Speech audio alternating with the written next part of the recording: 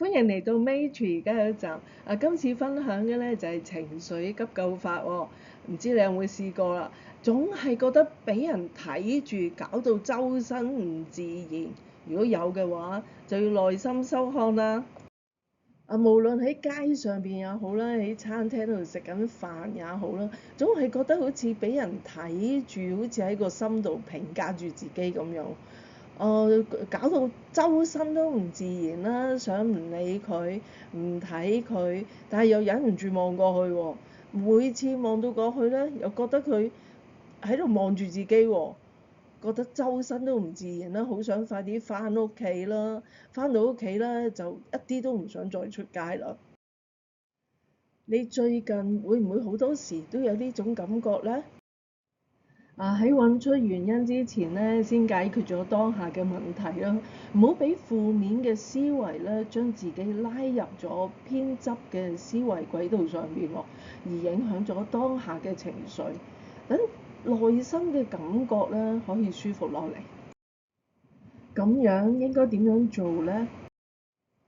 當下咧，你可以試下用逆向思維嘅方式啊，因為問題唔一定喺自己嗰度嘅喎，可能喺對方嗰度咧。我就唔知你有冇試過啦，但係呢啲情況咧，我就經常都會發生㗎。好似望住一個陌生人咧，我會突然間望多佢幾眼㗎。點解？因為佢好似好熟口面啊，唔知喺邊度見過咧。哇！佢髮型同個面型好襯喎。唔知邊度 set 頭嘅咧。件衫襯得好靚喎，啲配搭咧，啲顏色啊，各方面都好靚喎。嗰個女仔個樣都幾靚喎，同個男仔個樣都會幾靚喎。我都會望多幾眼㗎，唔知你有冇試過咧？其實呢啲好平常嘅事嚟嘅啫。當你喺安全嘅環境下咧，再次遇到俾人望住嘅情況咧，可以試下咁樣啊，用正面嘅思維方向咧去諗下。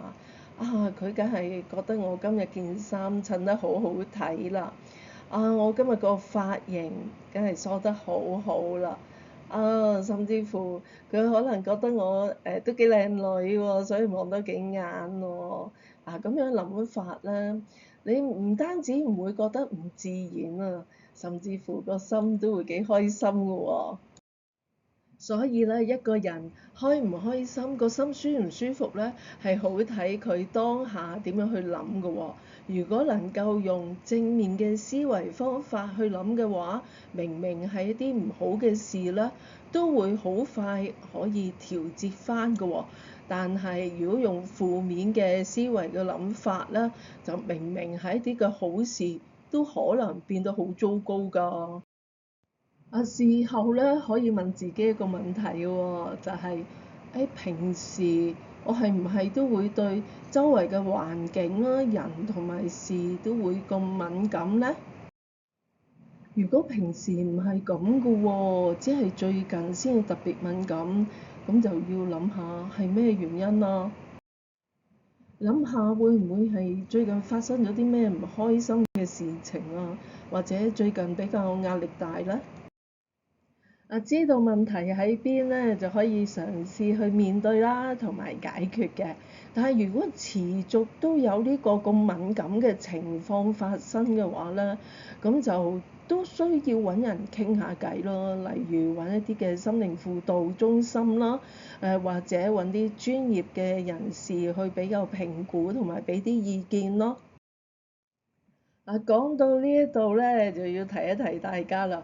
本片分享嘅內容係針對一般性情景嘅情緒調適技巧嘅啫喎。如果覺得被睇住呢個感覺係非常強烈、堅定，而且咧嚴重影響到你日常生活、工作同埋人際關係嘅話咧，咁可能牽涉到係更複雜嘅問題咯。咁務必尋求心靈輔導中心嘅幫助啦，或者由佢哋去協助，去揾一啲相關專業人員嚟到幫手啦。因為本片啊係無法替代專業意見㗎。